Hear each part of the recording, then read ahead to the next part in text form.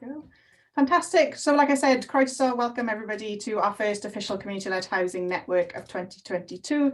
Great to see so many of you here to talk about land in community hands today, community ownership of land for housing and other community services. We've got a great lineup of speakers today, and I'm just going to kick off just to provide some context about land for housing in general, why we're discussing this topic and what we would like to see in Wales to make it more accessible for community-led housing groups like yourselves to be able to access land to deliver affordable housing. So I'm just going to share my screen.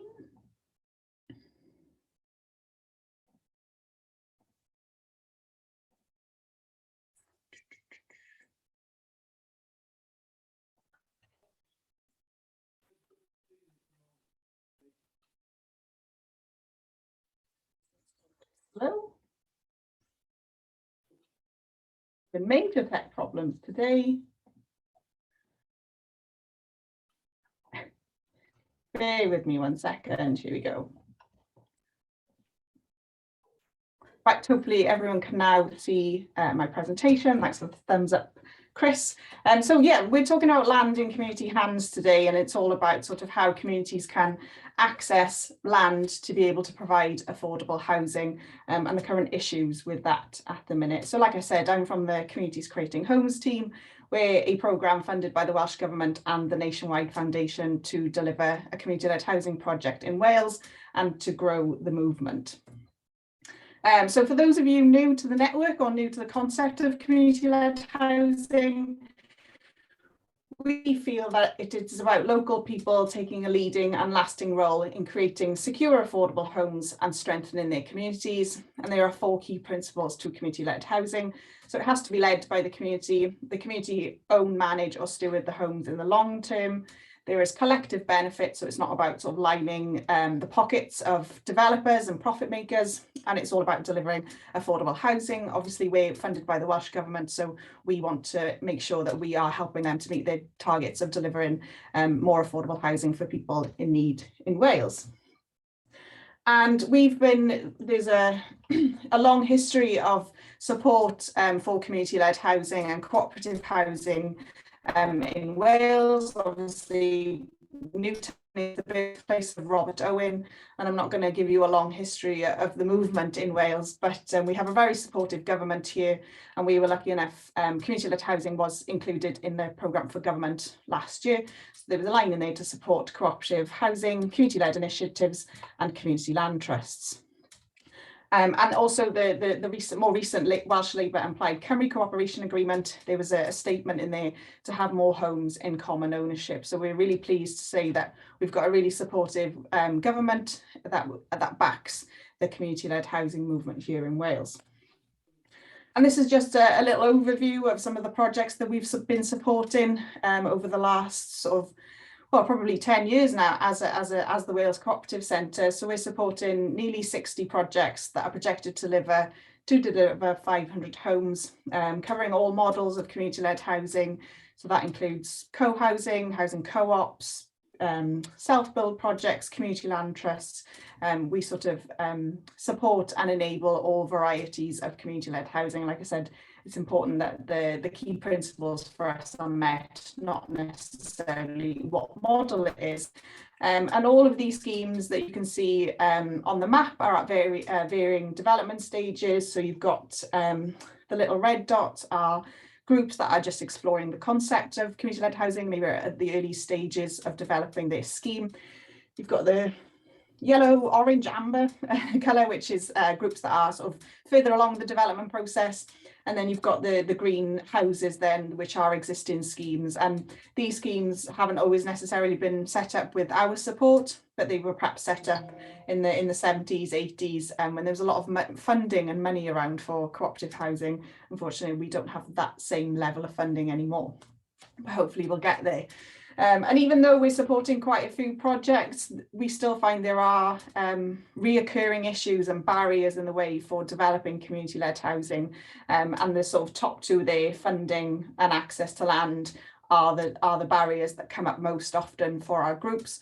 And that's funding for, early stage development, so getting the community together, applying for planning, that kind of thing, but also then capital funding to actually get the homes built.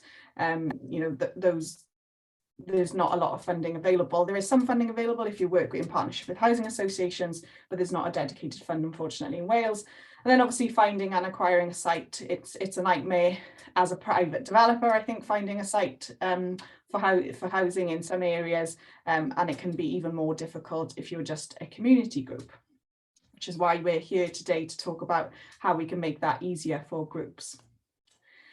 So we feel that many challenges faced by society today come back to land ownership, so the cost of housing, left behind communities and the climate crisis. And we want to see some changes in Wales. So this map just shows the sort of residential land values in Wales, and you can see it's very high in sort of around Cardiff, Swansea area, and this is actually an old map from well, not too old, but 2020. So I'm assuming since the COVID pandemic and the sort of boom of people wanting to buy second homes, move to more rural areas, that you'll see perhaps an increase in residential land value around the coast up in North Wales. But it's just quite interesting to show the differences, I suppose, across Wales in residential land value. And that's obviously not the only issue for our community-led housing groups.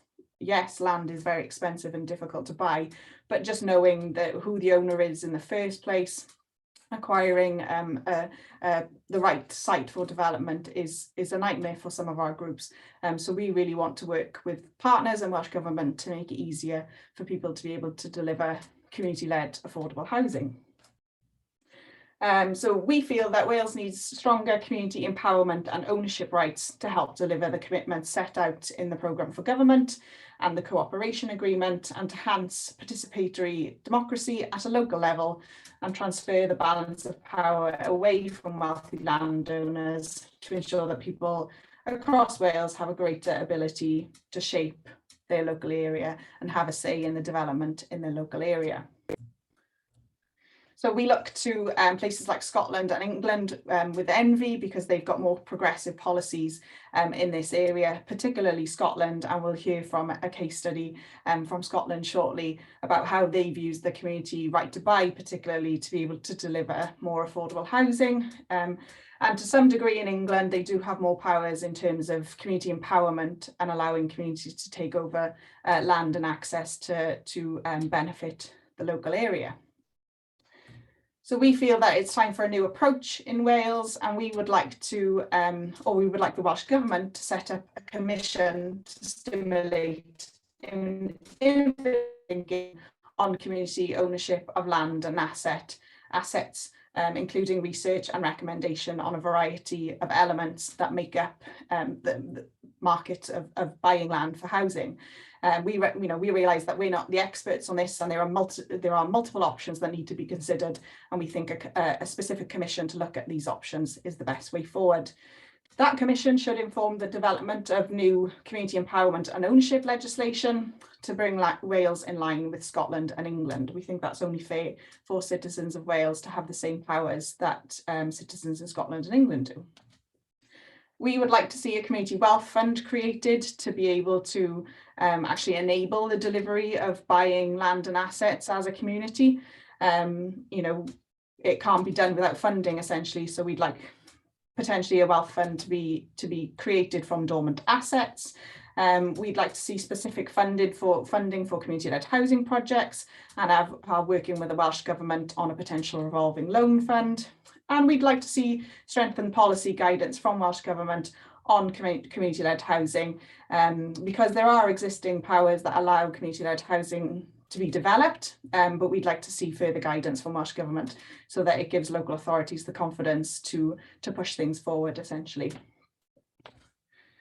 So what's next? We want to hear from you, and we'll be having breakout discussions later on in the network to talk about what you would like to see in Wales. But firstly, if I just stop sharing my screen,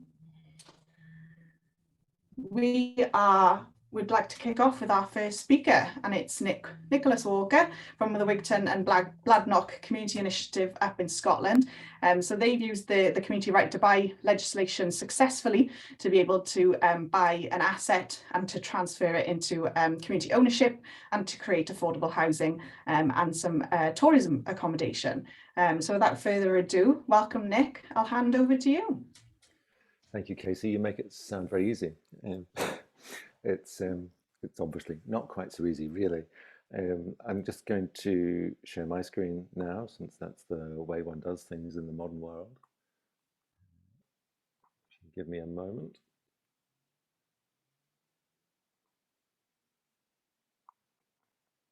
So hopefully people can see a slightly fuzzy aerial photograph of Wigtown. I'm Nick Walker. I chair the Wigtown and Bladnoch Community Initiative at the moment. I recently retired from the NHS and I'm finding increasing amounts of time being taken up with this sort of thing. Wigtown is, I'll move to the next slide. Wigtown, I didn't make these slides really thinking about how the Zoom thing does stuff and covers up bits that you want to be able to see. It's slightly awkward, but Wigtown is the former royal borough and the former county town of Wigtownshire, which it ceased being in some respects in 1880, but continued as an administrative and judicial centre for Wigtownshire until the early 1970s, when the government got rid of royal boroughs. Royal boroughs had land held in common, and the field you can see at the bottom of the picture, if you can see that, is the bowling green, which is part of common good land. But I'll come back to the issue of common good land and the loss of it shortly. There are a lot of heritage buildings in Wigtown. You can see the county buildings there in the picture as well. It's a fairly small population for a town. I suppose in England it might be called a hamlet. In Scotland it's called a town, although a lot of people here wind each other up by calling it a village. We are Scotland's national book town, based on the success of Hay on Wye. And there's mainly low-paid work. There's limited work opportunities for people. There's a disproportionately older population, and it's obviously a rural area. You can see that in the distance. And there's a shortage of housing, particularly of affordable housing for young people moving out from home, for people who would otherwise live in tied accommodation in agriculture, for example, which is often not very good standard. And for older people wanting to downsize and maybe move from a farming area into the town when they've got easier access to amenities and so forth, and places that are more accessible. One of the first things we did was get some support from South of Scotland Community Housing Organisation to do a housing needs assessment, and it identified those particular things, especially a shortage of affordable housing for younger couples, families, and retiring folk. So this is another slightly old aerial photograph. The first one was the title screen was from the Second World War, when there was an airbase just out of town that tripled the population of the area. You can see the houses surround a field, and that field is the old show field, which traditionally was the home of the agricultural show in Wigtown. It was part of the borough croft land. So the old town in the early days of the borough, which was established in the 15th century, would have been a few houses around the middle, and then the fields around that people could use for growing crops and grazing animals and so forth. And as the town grew, of course, the need to grow crops and graze animals reduced. And the burghers of the town decided that the agricultural show should have the field, and they transferred ownership to them. That continued until 1992, when the Agricultural Society sold the field to a developer. They've recently fallen down completely, derelict buildings linked to the show, but it's been pretty much an empty field for as long as anyone can remember, and longer. Most people who grew up in the area remember going to the show. It's used as a dog recreation area and a young person's recreation area. It's a route through from the housing at the bottom of the picture through to the town centre at the top of the picture. It is a really important asset. It's in effect the only green space in the town. And thinking about this and its increasing dereliction and the lack of development of it, which is what the developer who owns it was talking about doing, led to the establishment of our initiative, because there was an increasing sense that the people of the town wanted to keep it as a park of some sort, develop it to some extent perhaps, but keep it as a reasonable amount of open space. And that led to us becoming established in order to try to buy it. I'll come back to that when we talk about the right to buy specifically. Meanwhile, the Bank of Scotland, which owned this building in the middle of town, right in the middle of town, decided to close the bank as part of rationalisation of banking across the country. I suspect rural parts of Wales are similar. I remember as a student spending 3 months at Heath Park in Cardiff and doing a tour of Wales as part of my week off in the middle of that student exchange, and having to drive for a very long way to find a bank where I could extricate some money, which when you're a poor student is quite an important thing. So likewise in Scotland, increasingly banks are disappearing. There's one Bank of Scotland, the nearest Bank of Scotland now to where I'm sitting is 33 miles away. There's what used to be a Clydesdale, it's now a Virgin Bank in Newton Stewart, which is about 7 miles away. And any other bank is even further away than that. But we do have a post office at the moment, which enables things to be done. The bank building, though, had, you can see on the roof, the windows and the dormers and so forth are pretty miserable. So it looks a bit derelict at the front, but it was much more derelict at the back. It was leaking in the roof. The upstairs hadn't been occupied for about 40 years.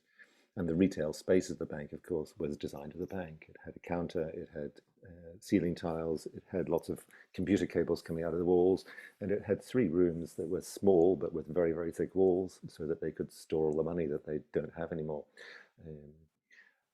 And it seemed to us that that if somebody was to buy it, to turn it into a house, they would be spending lots and lots of money doing that, and that at the time the market was such that it was not likely to sell at all.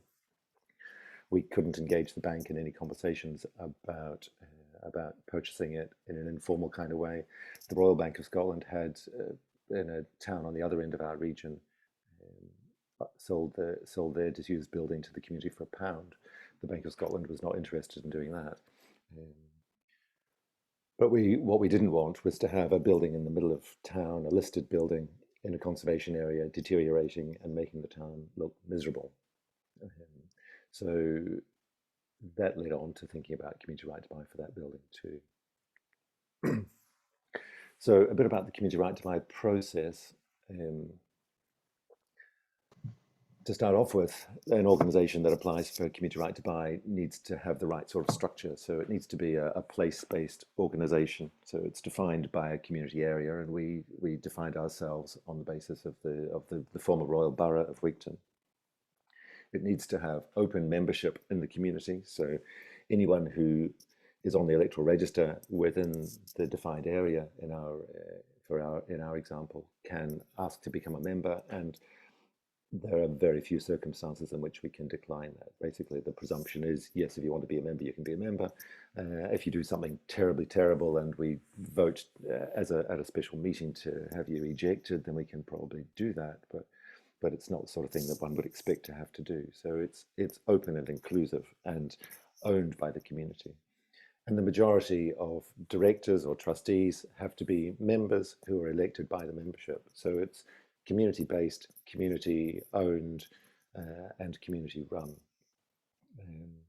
And for owning assets, there needs to be some sort of asset lock too, so that you can't just use this as a device to buy a building and get it cheap, paid for by public money, and then sell it on to your best friend at a good price, and then you make a profit and he makes a profit because he sells it on. So there are protections around it. And in the setting up of our organisation, which was specifically to enable us to apply for the right to buy, the Scottish Government team who deal with this aspect were really helpful. They looked at the draft articles of association, they sent comments back about it, they emphasised the bits that needed to be in a certain way in order to tick the box for being eligible, otherwise there would have been no point. And it was really helpful to get their support from that. They've been really good throughout. And to get the right to buy, though, property needs to be in some way linked to the community. There needs to be some way that you can argue that it's a central part of the community, that there's some connection to it. The Showfield example was very much like that. It was part of community life for 150 years or so, and it was very much in the public mind as a community asset. For the bank building, it was less, but it was a central part of the town, and the argument that it would likely otherwise fall into disrepair and that it could be used for housing was enough to persuade the government that it was in the public interest in terms of our community for it to come into community ownership, potentially. And the proposals for the use of the property need to be supported by the community too. You then apply to the Scottish Government for the right to buy. They were, as I said, they were supportive of the process. There needs to be a petition to demonstrate that the community supports the application, demonstrating at least 10% of the community supporting. And there's an encouragement to have the landowner involved. I'll come back a little bit to landowners later on. But even if you can't engage with the landowner yourself, the formal process does trigger some communication with the landowner. So they have the opportunity to respond. In regard to the Showfield, the people who own it made a submission that the application was completely unfounded on the basis that the field had nothing to do with the community whatsoever, which we interpreted as a little disingenuous, to say the least. And if approved, the note of community interest lasts for 5 years. It can be renewed after that, and we're about to start the renewal process for the Showfield. But it really only works if the property goes onto the market, then you have the opportunity to take advantage of it. It doesn't force the sale of the land. In the Land Reform Act, as Casey's already alluded to, there is an abandoned, neglected land forced sale element to the law. I thought that hadn't been activated yet when I was talking to Casey the other day, but I think it has actually been. But the rules around that are much more stringent, as you would expect, if you're trying to force somebody to sell land, and the exclusions and complications around it are much more extensive. So I'm not going to go into that in any more detail. So the next phase, if you get your right to buy, which we did for the bank building and for the Showfield, is to wait for the property to go on the market. In the Showfield case, unfortunately, it hasn't gone on the market. The owner instead put in a planning application, and they've just recently had planning consent to build 43 houses, including several 5-bedroom, 4-garage houses that will increase the number of buildings, the number of houses in the town by more than 10%, will possibly break the sewerage system, and will change the nature of the area, and will remove all the recreational space that the field currently provides, and it's profoundly disappointing. But the town had quite mixed views about that, and although they've got permission, they haven't actually done anything yet. So we're going to renew the right to buy in case they decide that the economy doesn't allow them to do the work and put it on the market, with the planning permission increasing its value, which would be disappointing. But we've not really managed to engage with the owners at all, despite trying many times. For the bank building, though, the bank, because they shut the bank is what provoked us to think about it. We expected they would sell the property, and eventually they did. They put it on the market. They didn't want to talk to us either. the company that the Bank of Scotland employs to manage its property portfolio is based in North America and has, as one might expect, a very North American market model approach to how they manage land. So giving something away for £1 was not even going to enter their thinking. So when a property goes on the market and you have the right to buy noted, you need to decide whether you want to ask for approval to exercise the right to buy. That requires a full business plan for what you're going to do with the property, and obviously we were working on that in anticipation. You need to have the full business plan for getting funding for these things too from public sources, and we'd started some negotiation with funding agencies, which I'll talk about shortly.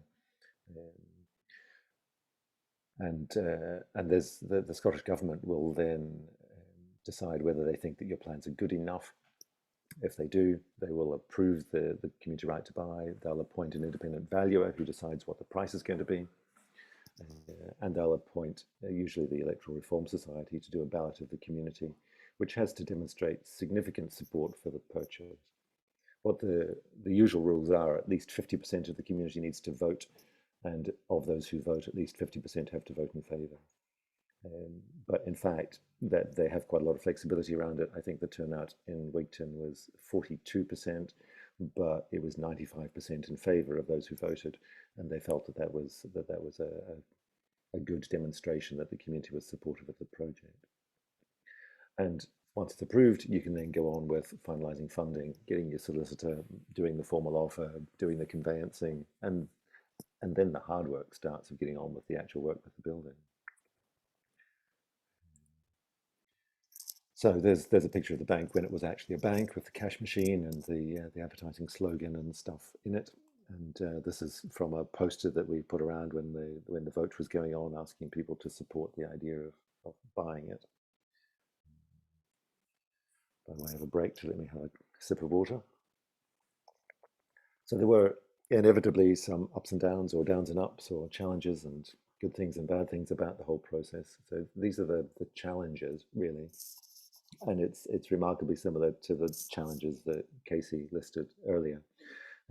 Building capacity in terms of the numbers of people actively involved with the project, the time available to do it, the skills you need within the community and within the organization.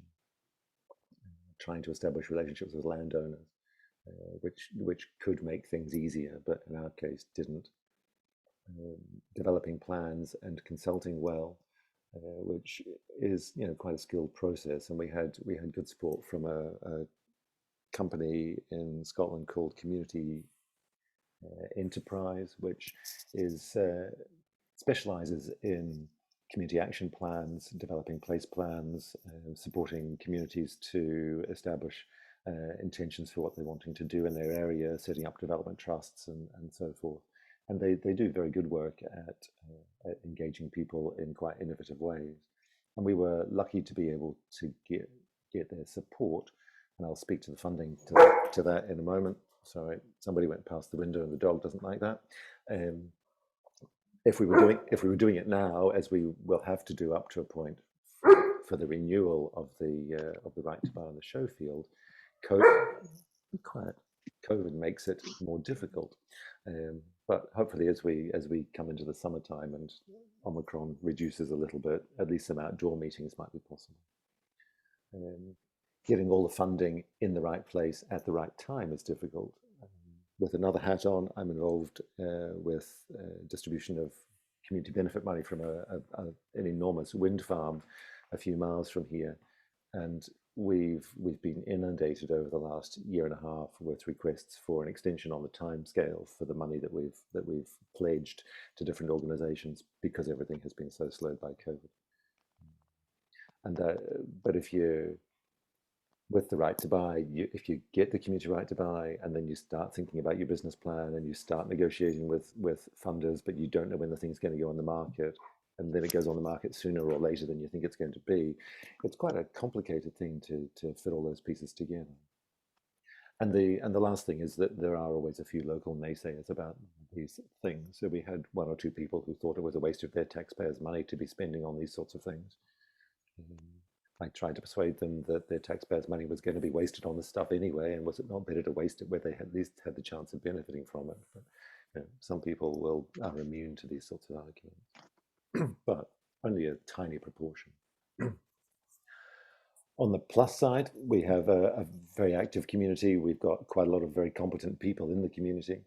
We were lucky that the company secretary we've got has a long history of working to support community organizations with funding applications, was familiar with the right to buy stuff, having done a bit of that work in the development of the legislation in the first place. So we had some good connections.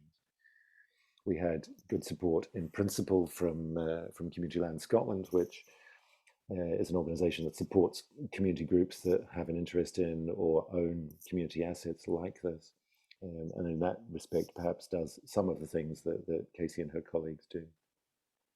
And we had 2 or 3 examples in our region of the system having been used. So we were able to reassure some people in early public meetings by getting folk from elsewhere to come and talk about what they'd done.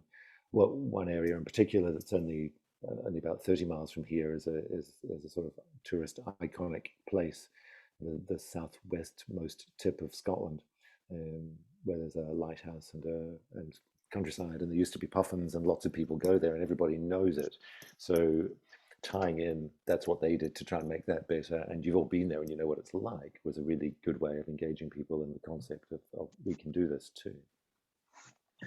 There are lots of funding streams that are directly or indirectly relevant, and the next slide will speak to that.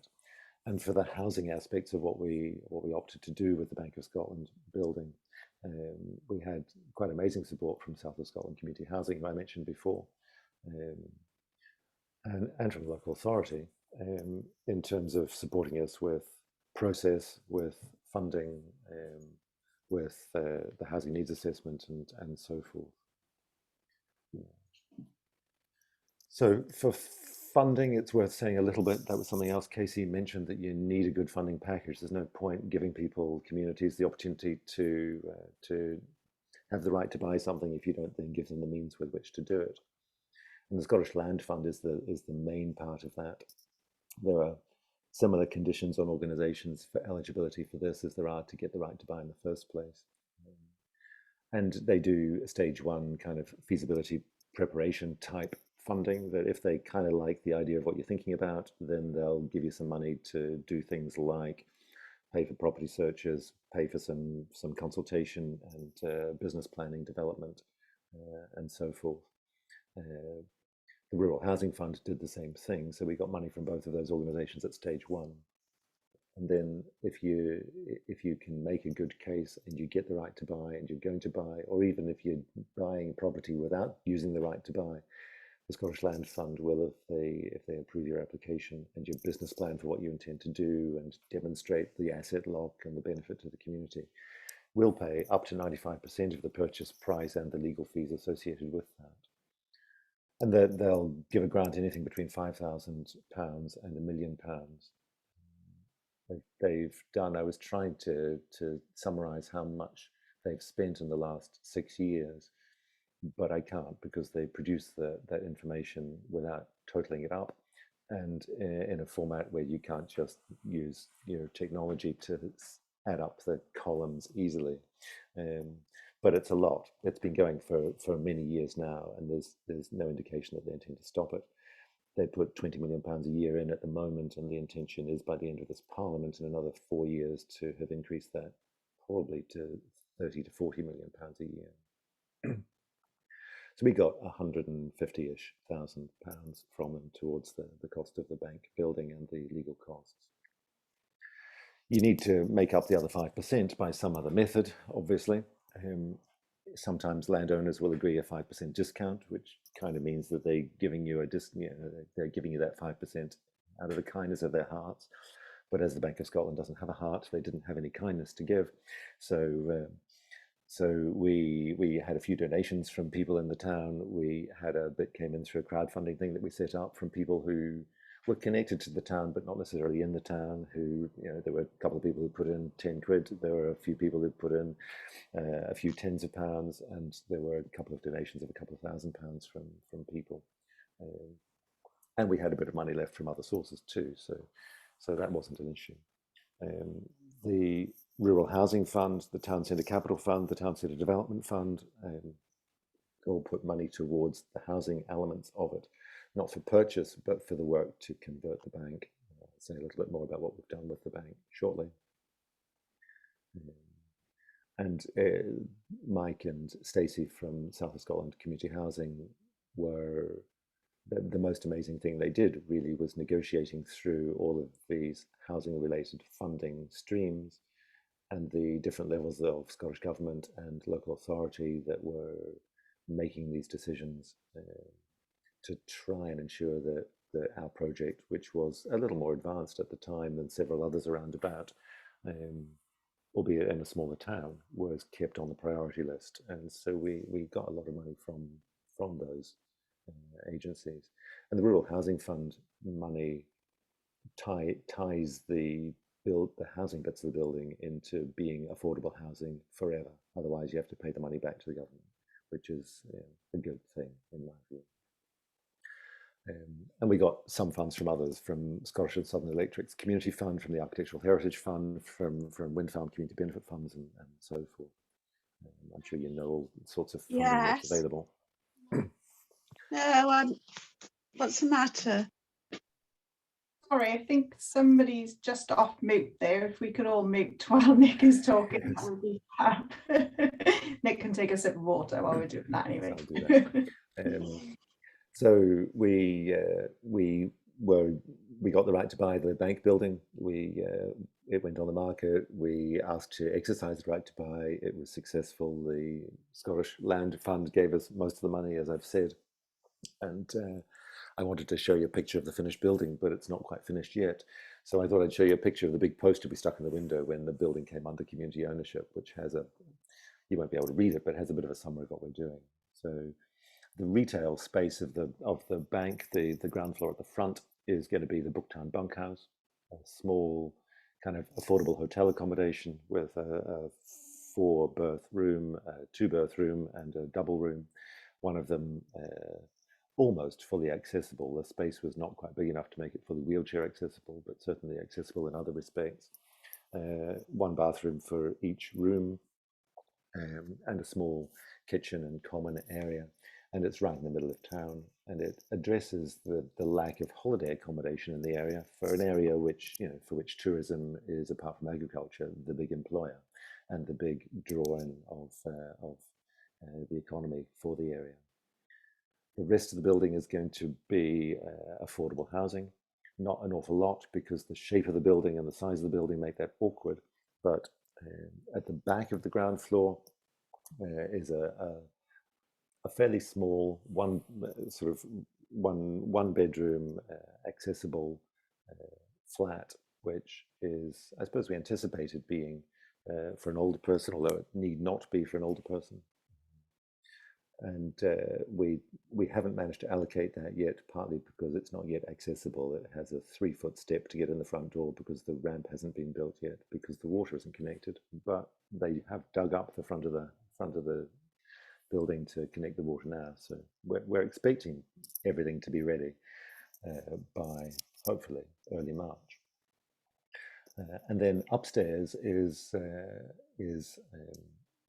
a fairly large 3-bedroom family flat. It turns out to be a bit larger than we expected, because there was some space that the architect didn't know existed, and it turned up when the work started in the place, and they cleared out some rubbish and they found another room. But it's so it's going to be a storeroom, but I think in reality, for the tenant we have for that, it's going to be a playroom for the kids. So the person who's been allocated that tenancy is over the moon with it, apart from the fact that she's now 9 months behind moving in.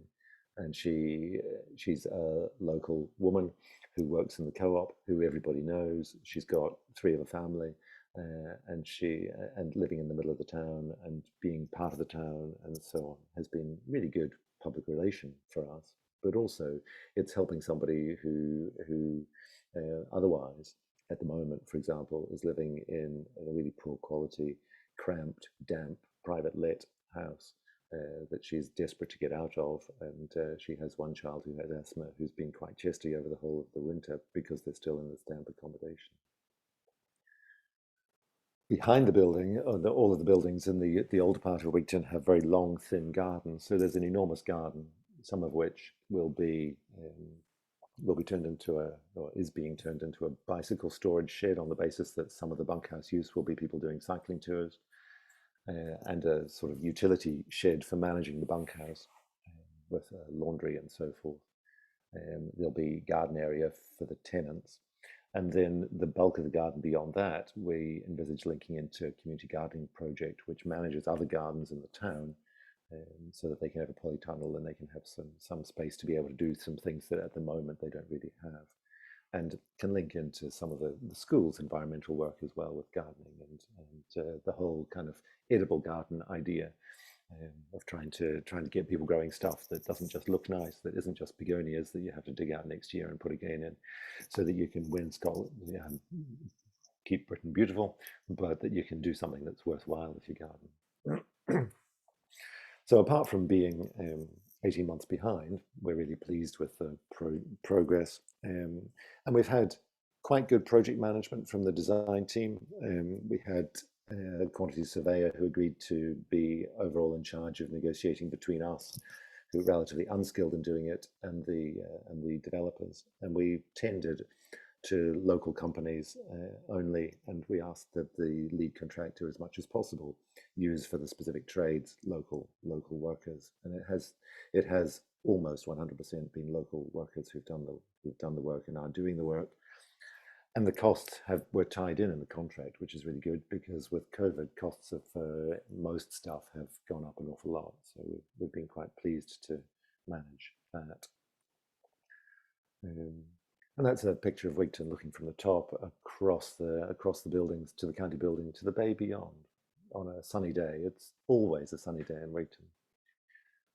And I've put a link there to the Scottish Government's page on Community Right to Buy, which has lots of interesting documents that explain it all, which I'm sure you're familiar with anyway.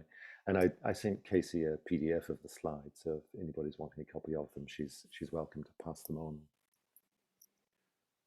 Thank you. I'll stop sharing.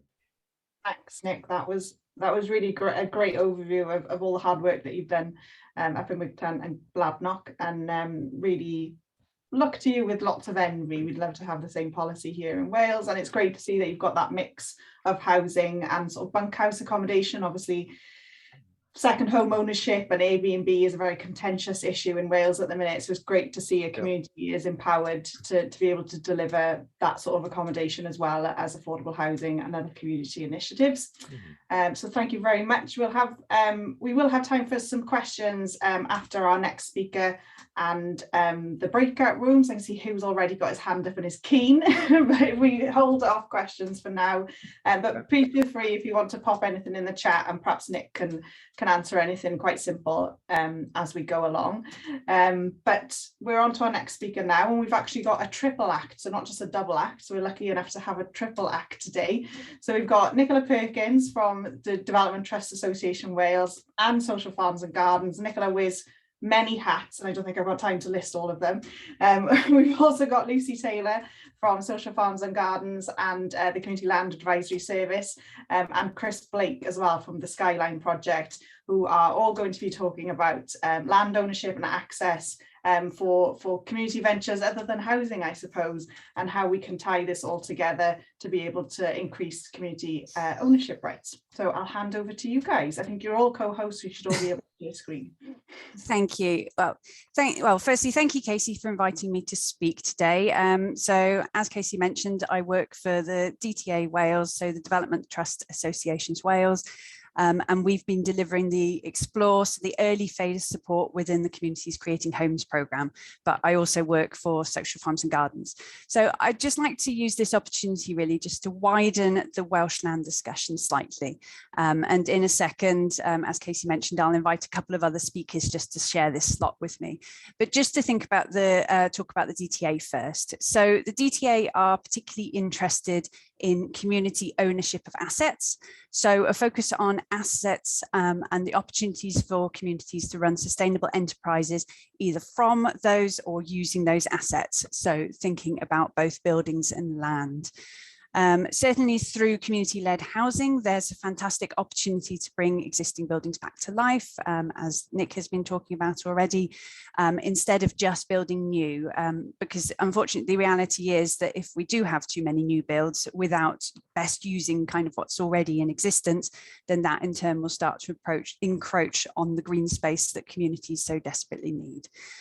So one example of this could be reimagining the high street as somewhere for people to work, live and spend their free time. So linking in very much with the placemaking agenda. While some of the high street is owned by public bodies, unfortunately, much of it is owned by private landlords. And looking at mechanisms for how communities can gain ownership of these properties is legislation that is desperately needed to be looked at in Wales. Through working with housing associations in the past, I've spent a great deal of time looking at social value and the fact that landlords need to gain best value for their assets, but this really shouldn't always be focused on the highest price.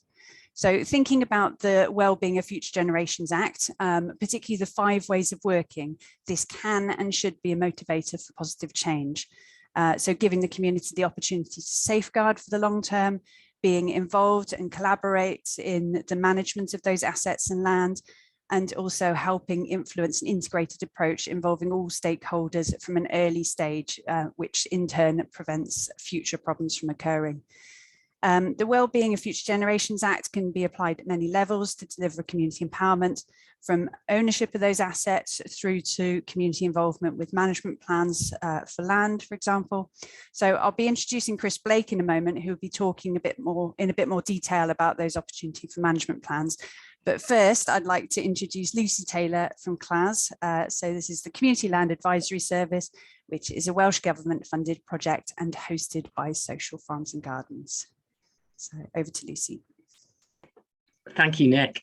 I'm just going to share my screen, if I can. Hang on.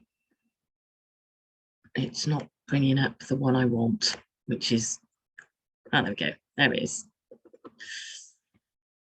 I need to get to the top. There we go. Okay, so as Nick said, I run the Community Land Advisory Service, which is a programme managed by Social Farms and Gardens, and we've been around in Wales since 2013 through 5 years worth of big lottery funding, and since 2018 we've had Welsh Government funding from the Landscape and Outdoor Recreation Division of Welsh Government, and in that time we've well, since August 2018, since the Welsh Government funding, we've supported about 208 community-led green space projects. A hell of a lot of them are community gardens, allotments, you know, some sort of food growing element involved, but also things like woodlands and green verges, or some sort of biodiversity management that communities want to do. But yeah, the programme is very much around helping groups negotiate with landowners, public and private, but we do a lot of work with local authorities, persuading them to provide land for community projects, to increase the effectiveness of how a green space or an end-use space is managed.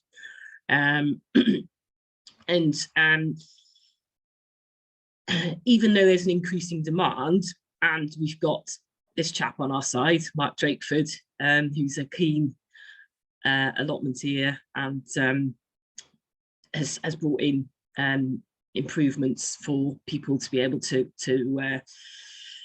build structures on allotments and community growing sites. There's a huge amount of safeguarding of land across the public and private sector, and I think the uncertain times have made it more difficult for communities to access land. Public bodies do have the ability to transfer land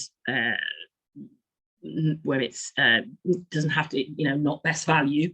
They can do it on social and sort of environmental reasons, but I think with the sort of austerity measures of recent years and huge uncertainty around Brexit and COVID, we're finding local authorities in particular are less keen. They're wanting to hang on to their assets and make money out of them, really, and given the current state of things, you can hardly blame them. But I think we would be looking for some stronger guidance and support from Welsh Government to encourage local authorities and other public bodies to think a bit more dynamically, around the effective management of spaces, and that communities are potentially the best managers of those spaces. But the asset transfers that we're involved in are around management agreements, licenses, leases, and some freehold transfers as well. Public bodies, the trust factor is definitely comes into play, and I think local authorities increasingly keen to look at management agreements and licenses on short-term basis, so that groups can show their value and show their capabilities, and as Nick has said, gaining a long-term lease or a freehold on something is a very lengthy process, and it involves a huge amount of capability and resources, and I think because of the resistance in sort of wanting to transfer land in terms of long-term leases or freeholds, we have to work with public bodies and maybe look for management agreements and licenses so that we can build that trust, and then look further down the line for some sort of longer term agreement or transfer. Welsh Government study last year did find that the challenges communities were facing, obviously being talked a lot about this morning, lengthy processes, lack of communication, the numbers of sort of local authority officers sort of not communicating effectively, mainly because of extremely high workload levels, is a big problem, and it leads to sort of disenchantment by communities.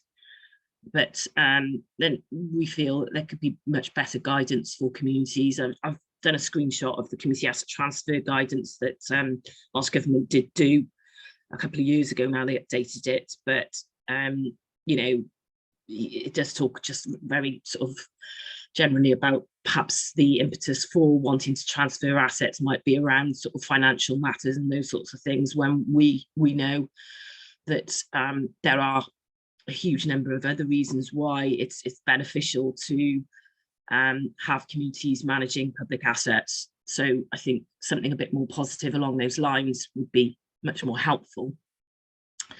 But yeah, I just wanted to touch on the range of agreements that we're working with, and trying not to be too resistant, really, and trying to work with public bodies to build trust. This is something that I just thought might be helpful to show you. It's the Social Farms and Gardens Site Resilience Plan, and it's a plan that we've put together to help community groups to focus on their purposes and what they aim to achieve, and also to highlight and raise awareness of the enormous sort of credibility and things that the project is achieving, so that it shines a light on some of the really good things that the groups are doing in line with the Wellbeing of Future Generations Act, and actually helping public bodies to achieve their goals. So this is the template screenshot, but these are the things that we get groups. We go through a sort of 6-7 page plan with them to talk to get them to think about what they're doing already, perhaps in terms of biodiversity encouragement, and what they might be they might do more of in the years to come. And you know, things like better interpretation and signage, encouraging things like Welsh produce, and just genuinely showing how sustainable their project is, has been hugely helpful, I think, to groups to just sort of put down on paper for decision makers and funders as well, that, you know, the enormous good that they're doing on perhaps very small sites. They're ticking a huge amount of boxes. And the resilience plan, I think, is something that we're looking to roll out over the next few years. At the moment, we use them a lot for our award projects. We every March award 15 community groups for their efforts in acquiring land or gaining access to land. And this year we're going virtual for the first time, 16th of March. Invitations will be going out very soon. Yeah, it's all about shining a light really on the amazing work that is going on in communities on these green space projects. I'm going to leave it there and hand over to Chris Blake. Thanks, Lucy. I'm aware of the time. We're running well over, so I'm not gonna share a few slides I've got because it takes some time. I'm just going to make a point really quickly, and I'm just going to step back.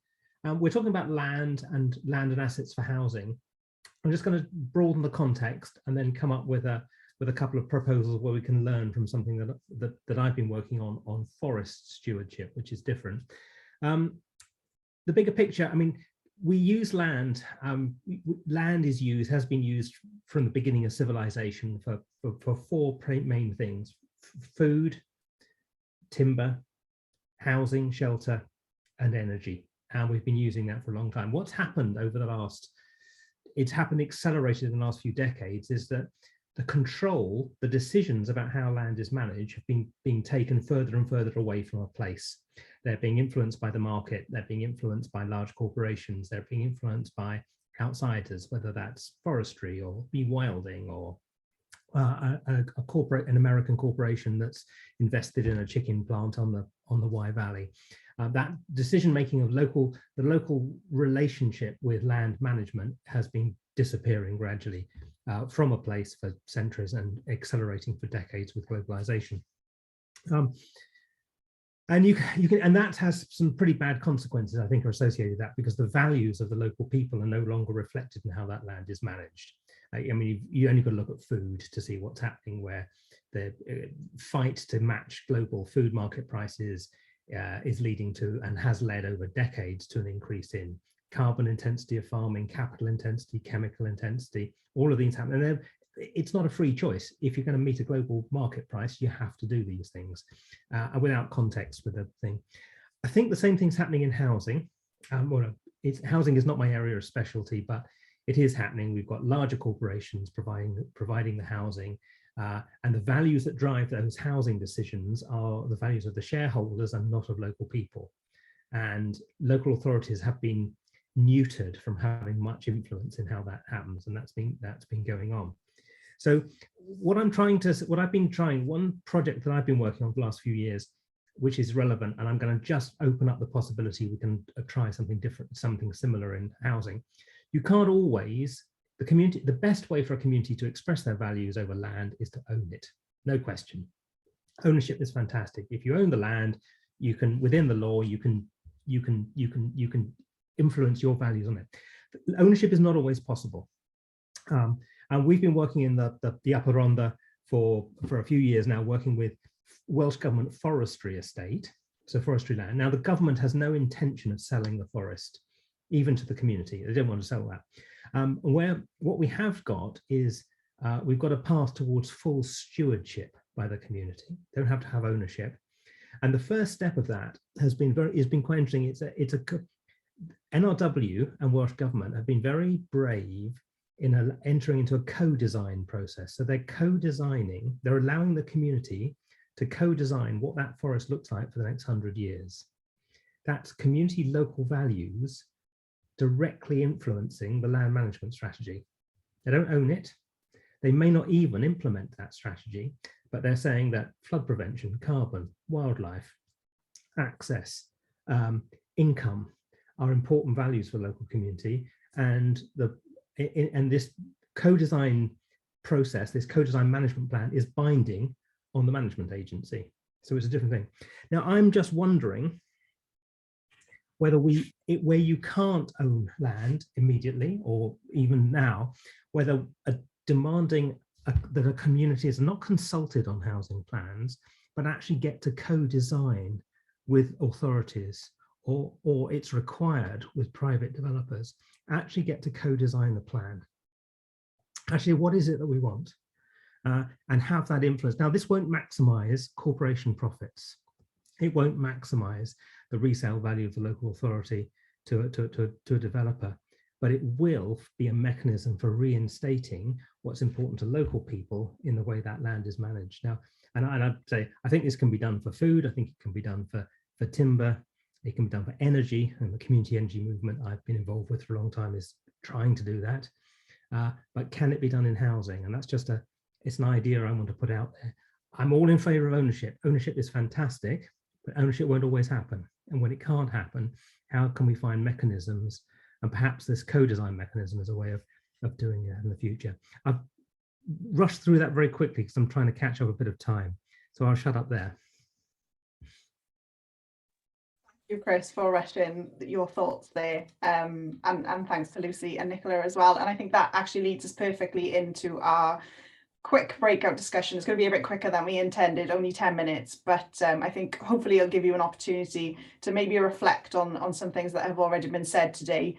I'd really like you to think about some of the barriers that you faced as community groups, you know, whether it's for housing or other community initiatives in accessing land, some of the barriers that you've encountered, how potentially you've overcome them, if you've managed to overcome them, but then think about what needs to happen in Wales to change that, whether it is increased ownership rights, whether it's these co-design agreements that Chris has talked about. Me and Chris had a brief conversation about community benefit agreements in America earlier.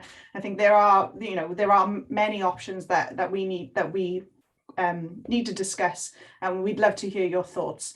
So I'm going to send you into breakout rooms for about 10 minutes now. So hopefully you can have a really great discussion, and then we can come back for some quick questions and answers after that. So fingers crossed, you'll all be sent to a breakout room. Enjoy.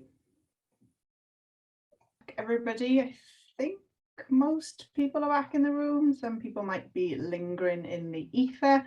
Hopefully you all had a great chat. Sorry that it wasn't as long as we intended. Obviously the tech problems at the start set us back a little bit. Hopefully you all managed to have a great discussion. So we've got just over 5 minutes now to maybe share some of our thinking from the breakout rooms, ask our speakers some questions, comments, thoughts, that kind of thing. So if anyone wants to pop their hand up, virtual hand up or actual physical hand up, and unmute themselves and ask a question, that would be great. Who, do you want to go first? I know you were keen earlier.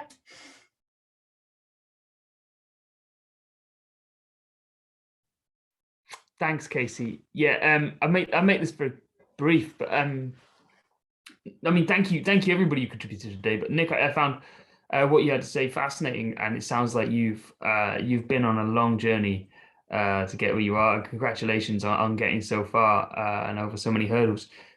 Just briefly, I mean, as Casey set out, we are behind you guys by some distance in Scotland, which is unfortunate for current residents of Wales, but it does mean at least that we can learn from mistakes or misdrafted legislation or unnecessary hurdles, etc., that you've had to face. So I just wondered if you can briefly let us know what we should be avoiding if you were to redraft community right to buy legislation.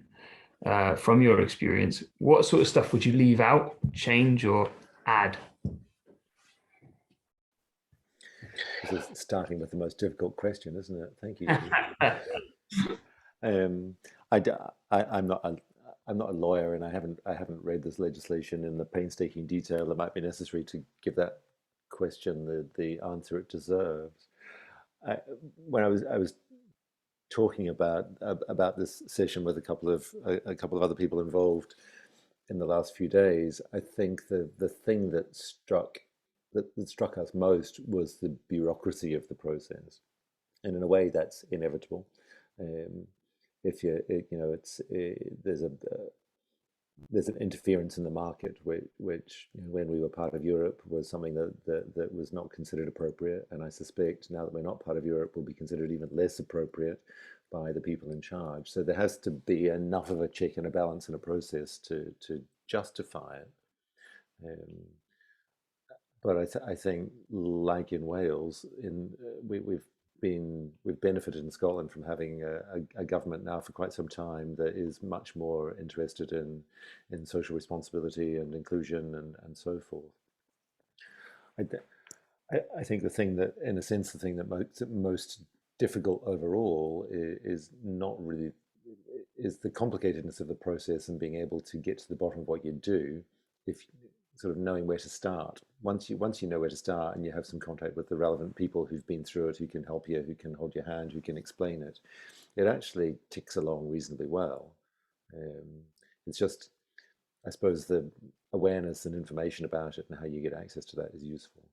And that sense too that communities are, and communities are very used, we were talking about in the breakout group just now, are very used to stuff being done by landowners, by local authorities, but not really having much power in small communities to do very much. And that's shifting, but it's quite difficult for quite a lot of people to get their head around that shift and to know what to do and how to do it, and can they do it, and should they do it, and will somebody be in, will they get into trouble if they do it?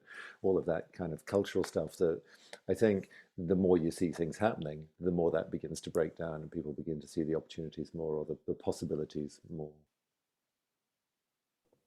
Thank you. Fantastic. Thanks, Nick. Tracy, you've got your hand up there. Do you want to unmute and ask your question? Right. Given the fact that we're in an environmental crisis, a nature crisis, and we have an existing system with LTP whereby applications are put in and they're acting on old policy, do you not think it's time for a land review in order for one system, the old system, to catch up with a new system that we can all inject into? Thanks, Tracy. Anybody, Nick or Lucy or Chris, want to take that from a Welsh perspective? Any thoughts on that one? I don't mind, just with my town planning hat on. I think what Tracy's talking about is the candidate sites process and on local development plans, where landowners, or anyone actually, you don't need to be a landowner, can promote a site for inclusion for development in the local plan for a local authority area. It does tend to attract landowners with financial interests trying to get sites included within settlement boundaries for housing, but anyone could submit a site for consideration. So that is a process that we could engage in by submitting suggestions of 4 types of land use on local development plans. That's open to us to do. Yeah.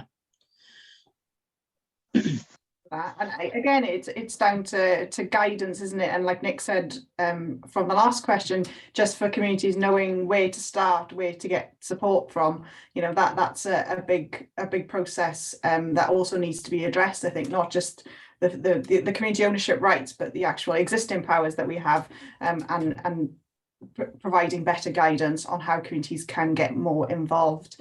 So it's 1:30, so I'm going to call the meeting to a close now, but just a massive thank you to all of our speakers. We really appreciate you taking the time to join us today and to share your experiences, and thanks to everyone for joining us as well. Oh, Robert's got a quick question. Do our speakers mind if Robert's just got a quick question? Just a very quick question. Casey, what do you hope to achieve from this session? Are you hoping to distill something, a short paper with some thoughts, combined with the presentation from Nick and Lucie, etc., with some actions? Just a thought. Yeah, no, that's perfectly acceptable. We have been doing some research on this, and we spoke at the cross-party group a while ago, so we're sort of discussing with ministers how we can take this forward at the minute. So we produced a paper for that, and we will be producing a further more detailed discussion paper on this topic over the coming months. I know it's an agenda that's on quite a lot of people's minds at the minute, and other organisations' minds. So we're hoping to tie into all of those different organisations' thinking and produce a cohesive and coherent thoughts on how we can improve community ownership and empowerment rights in Wales.